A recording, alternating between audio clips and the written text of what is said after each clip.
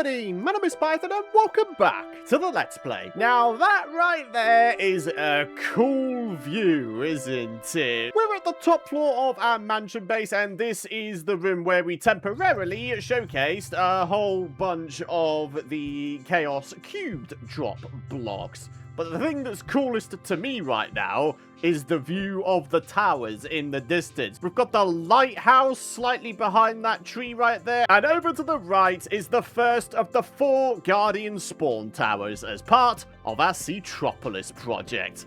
My goodness me, that looks majestic. Today, my friends, I am very, very excited because by the end of today's episode, we're going to have ourselves a fully functional Guardian farm. As a result of having that up and running finally, XP will be a problem of the past and we'll be able to start grabbing ourselves materials for the Prismarine related blocks incredibly easily. Before we do any of that though, it looks like we've got ourselves a random traveling merchant who's just spawned in. I'm checking out every single wandering trader that spawns in because I really want to see if I can get lucky enough to have one that sells Nautilus shells. If we can get ourselves some Nautilus shells, we'll be able to finally get on top of making the 2 remaining conduits so we can have 1 conduit at each corner of Seatropolis. So I've got some output chests ready, I've got some hoppers ready, and I've got pretty much every single grass block that was in my episode 1 base. So what we're going to do to kick things off over here is plant down all of the grass blocks. The priority being getting a bunch of land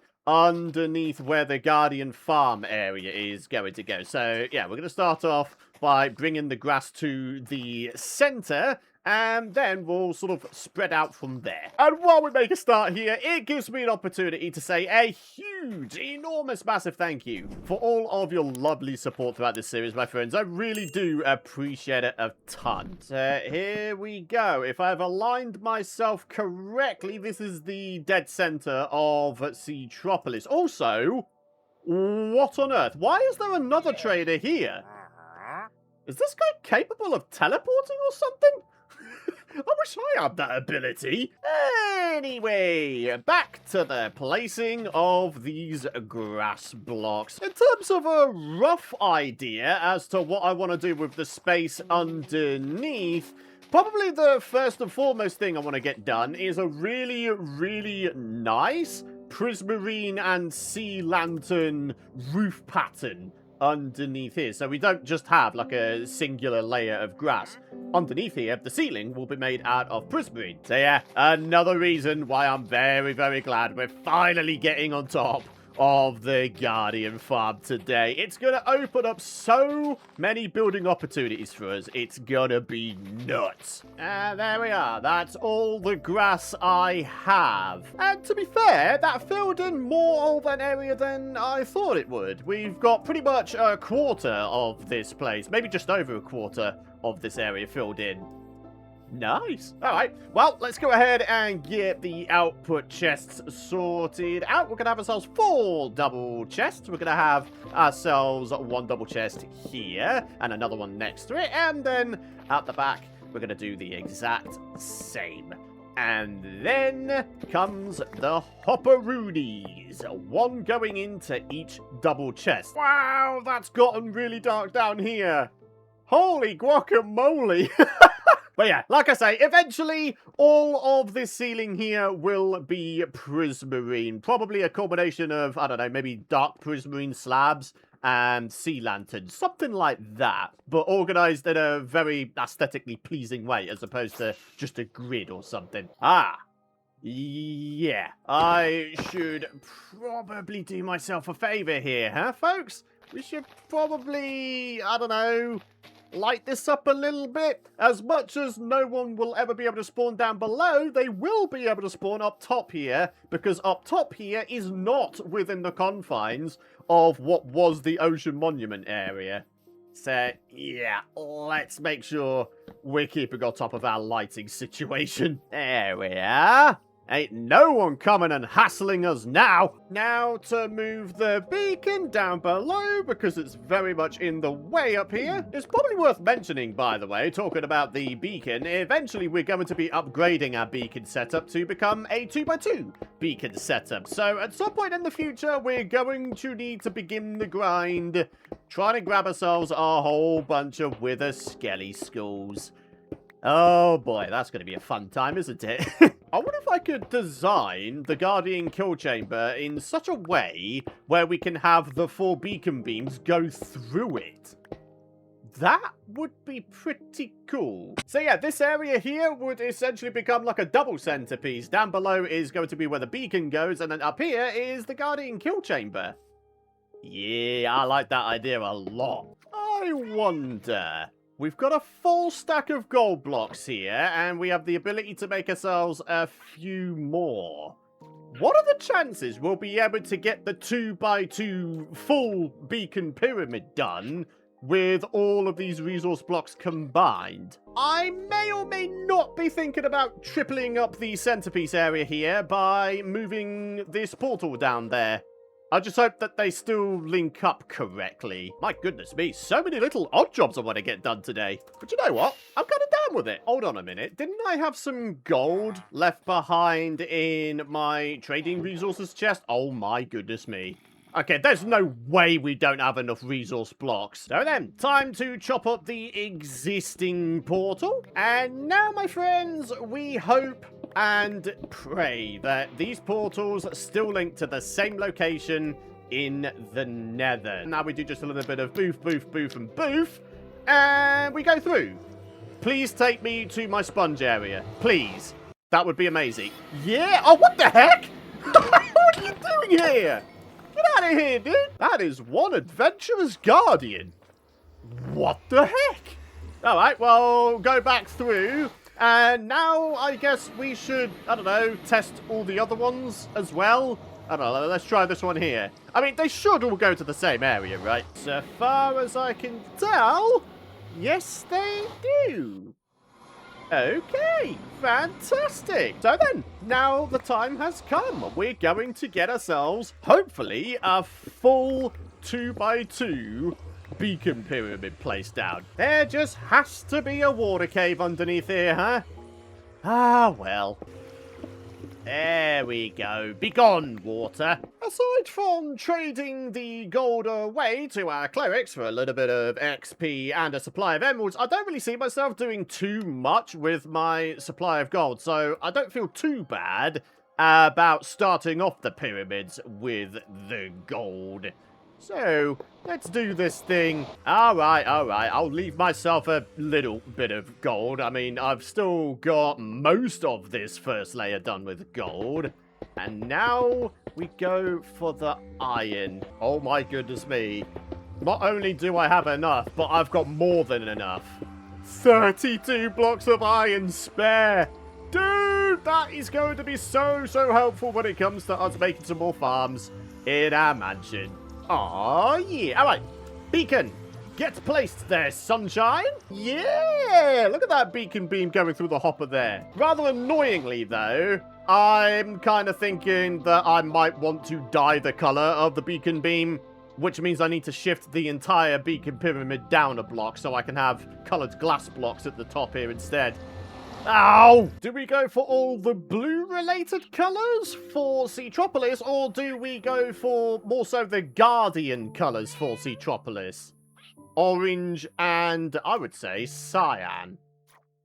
Oh, go on then. Let's go for orange and cyan. I think that's a nice way to go. Let's do this again. Beacon goes down. I'm going to go with cyan for this one, and then cyan there, and then, yeah, basically do diagonals.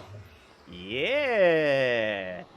Alright, I think that looks pretty good. So let's get some effects back on here. For now, I'm going to go with Resistance 1 and Regen 1, so I can take less damage and regen health. Nice and easy. And then once we've got our 2x2 beacon set up, I'll probably cherry pick my buffs a little bit more carefully. For now, though, resistance and regen seems like a good way to go. So then, my friends, it's finally Guardian farm time. And the first thing we're going to do is make for ourselves just a few trapdoors for the output area. And then the rest is going to be fence gates. So the trapdoors will allow the XP orbs to flow underneath and towards me. And then these slabs here should restrict the Guardian's ability to see me and damage me.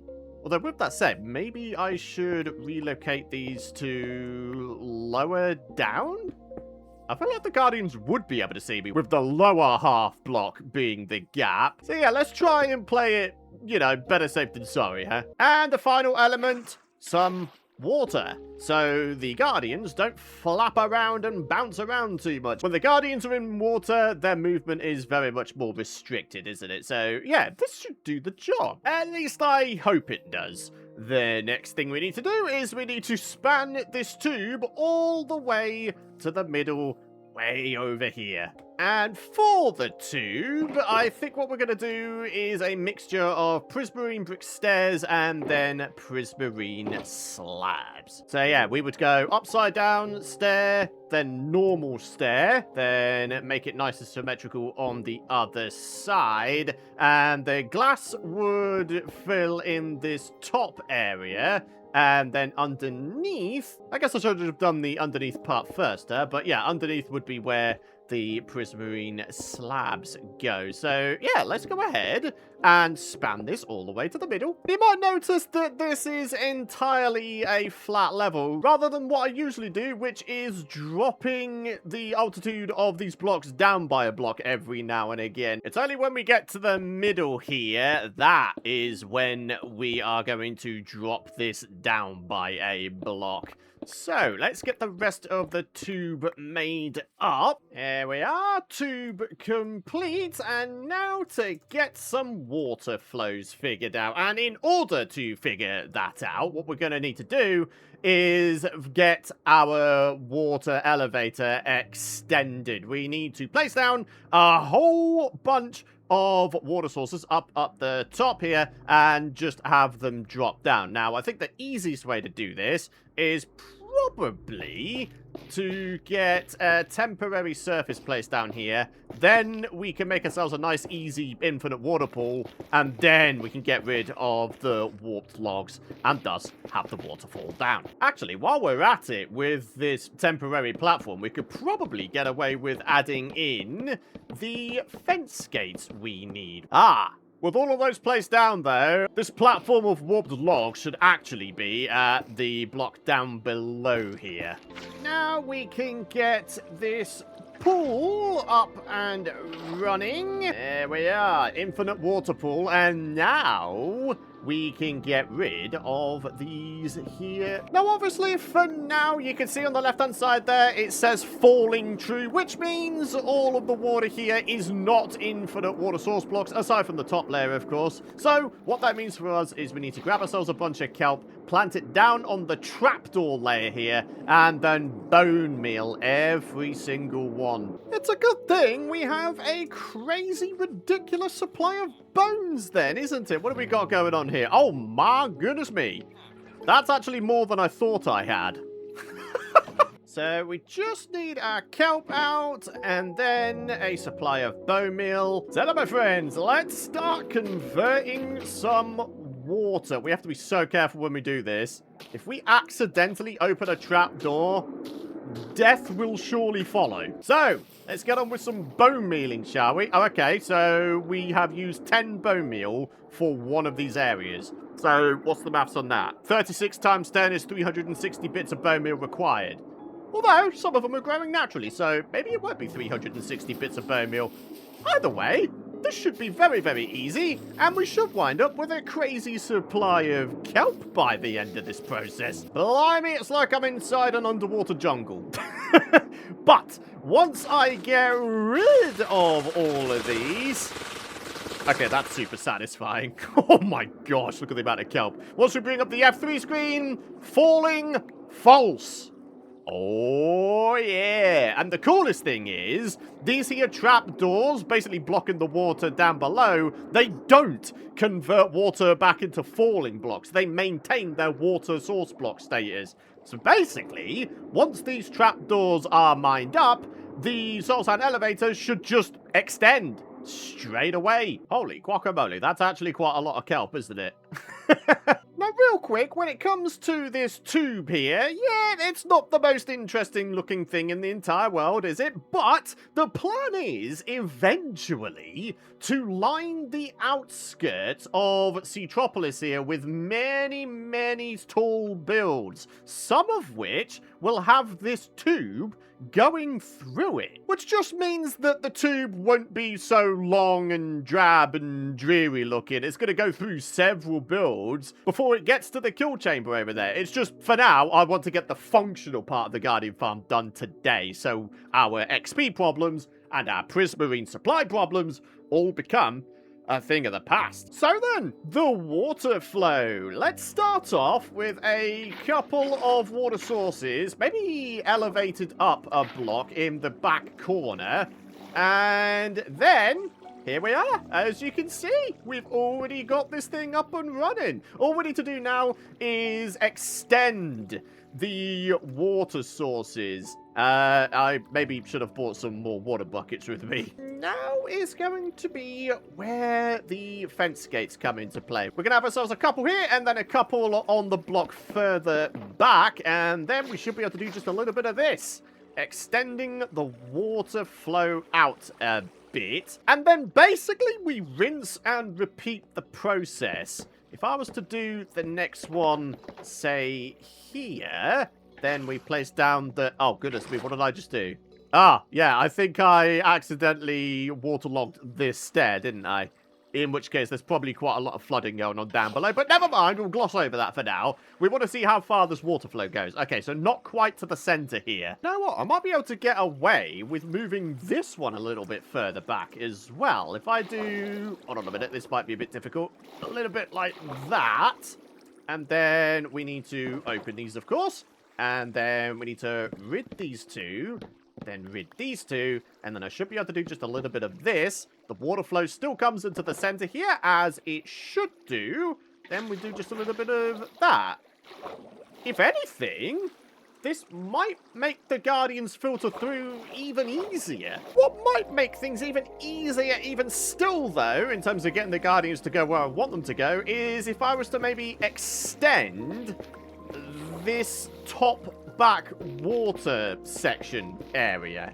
Something like that. Then this water is a little bit higher up, and therefore the Guardians should have no issues at all getting into the tube here, right? Alright, my friends, so here's what we've got going on now. Going from the fence gates, we've got 1, 2, 3, 4, 5, 6, 7 blocks of water flow. Then for this one, we've got 1, 2, 3, 4, 5, 6. And then for this final one, it's also going to be 1, 2, 3, 4, 5, 6. And then, of course, the Guardians will wind up on this area, and this will lead to the kill chamber. So what we need to do now is get this Guardian kill chamber linked up to this Guardian tube. Hang on a minute. Will this glass change the color of this beacon beam? No, it doesn't. Okay, excellent. Now that we've got this up, I can slightly more easily tell you what's going to be going on. So, when this tower goes up, there's going to be a tube that funnels into here. And then when it comes to these two towers over here, we're going to have this section connect up via a T-junction, rather similar to how this one is going to be. So yeah, in terms of the Guardian tunnels, it's going to be almost like a H shape at the end of it all. So then, without further ado, let's get the final few water sources figured out, and then we need to figure out some sort of lava blade design, because of course, we want to weaken the Guardians as they fall down to the kill chamber. The less times we have to slap around the Guardians, the less thorns damage we take. Ladies and gentlemen, water flow sorted. When it comes to designing a lava blade specifically for Guardians, we have to be very, very careful not to accidentally kill the Guardians while they're in the lava blade, therefore resulting in the drops just being completely destroyed by the lava. Now, in a previous Guardian farm, I seem to recall, like, having multiple different layers of lava that are literally just a single block thick. Maybe we could get away with doing that again here? The only thing is, this isn't actually that great of a height when it comes to, you know, a drop tube, so I might only be able to squeeze in, I don't know, maybe 2 lava blades, and that'll be it. Although, I don't know, maybe I need to head on to a creative test world and try to figure this out for certain. You are kidding me. Episode 43, and this is only the first time we're picking up lava? How the heck has that come to pass? Alright, well, let's check it out. Where was that? Hot stuff. Wait, that was the final advancement for the Minecraft category. Hey! Okay, that's a pretty big step forward when it comes to the advancements, eh? We've got an entire tab done now. So here I am on a creative duplicate version of my LP world, and as you can see, I've got 2 lava blades in here currently. Shall we give this a bit of a go? Go on, Guardian, get yourself in there, bud. Let's see what happens. Should fall down here nice and easy. What the heck? He tries to... Okay, that's different to how I remember Guardians behaving with lava. That guy was trying to swim up the lava. What? Should we do a few Guardians and just sort of see what happens? Let's do 3. Right, see what happens. How much did it weaken them, though? That I don't know. Okay. It takes more than 1 swipe of my you ain't surviving this creative mode sword. Maybe we need a 3rd lava blade. Also, it's kind of difficult to slap these Guardians, so what if I did this? I don't know, man. There's a remarkably high amount of Guardians who are getting killed by the lava blade. Maybe I should just slap these guys around a whole bunch. My only gripe now is that sometimes the XP orbs get stuck in the hopper divots, so maybe we need ourselves a slab like that. Ah! Yes, okay, that does come with the downside of these guys being able to quite easily see me now. Maybe I should do a little bit of a thing here. A little bit of that. A little bit of that. Blimey, this kill chamber is taking longer than I thought to design. So the next iteration, we've got the trapdoors which were attached to the underside of these slabs now on the floor. So the XP orbs really can get through to me. So again, give this a bit of a go. And I still can't slap that guy around reliably. But yeah, we seem to be reliably getting the XP orbs now. Just one final test here. We're going to try this without the lava blade now and see what happens. I mean, at least now it's lossless. We shouldn't lose anything to the lava. Ah, okay, so these guys can now see me. But if I'm up on this block here, all is well. So with that done and dusted, it is back to the normal Let's Play world. Let's get this stuff sorted. Alrighty, just a tiny variation of what we just had on our creative test world. I've added some trapdoors on top of the chests here, and these have multiple purposes. Number 1, to elevate me slightly so I can slap around the Guardians that are in the kill chamber. And number 2, when we're not here and we want to be nicely protected, flip up the trapdoors. And then all will be well. And also, we'll have easy access to the output chests. Nice. Right. I think we're ready. Oh, I'm so excited for this. I'm also quite nervous because we're going to need to take off our armor and go invis for just a sec here. Get ourselves in here. We need to mine up the trapdoors down below. And then all of these guys will be sent through to the top. Here we go. Oh my goodness me. Up they go. Up they go. Oh my word. Stop fighting it, you bunch of turds. Just accept the free ride, will you? This is all being done entirely for free out of the goodness of my heart and will definitely not result in your deaths later on. And here we are, the last of the trapdoors. That is it. Oh, snap. Okay, right. Now somehow we need to get the heck out of here before our invis potion runs out. Oh boy. All right. some of these guys are getting through. Yeah, okay, good-o, good-o. Elytra, is it on? Yes, can I fly my way out of here? Come on, you turds, let me out. Oh, there we go. Oh, my friends, I'm so happy. We've got this thing done. So again, when we are not doing anything, we flip that up and all is well. These guys can't see me. And then when we go for the actual kill bit, we do a little bit of that. Whoa. Whoa. Oh my goodness me. If only I had sweeping edge. If only I had sweeping edge. But hey, as a result of having this thing up and running, we should be able to get ourselves a significant amount of XP. And therefore, we should be able to enchant ourselves some epic gear in no time. I actually can't believe it. We've got this thing up and running, and you can see every now and again some guardians spawn in and flow right up to the tippity top, which is fantastic. We have ourselves a guardian farm. It has been so long since I've made a guardian farm. Oh, it feels good. Look at that beautiful XP flowing in. Oh, absolutely love to see it. So, on that happy and successful note, it's time to wrap up today's episode. Thank you very much for watching. I really do hope you folks have enjoyed today's episode. Drop a like if you have. And of course, make sure you subscribe so you don't miss out on my future content. For now, though, have a fantastic rest of your day.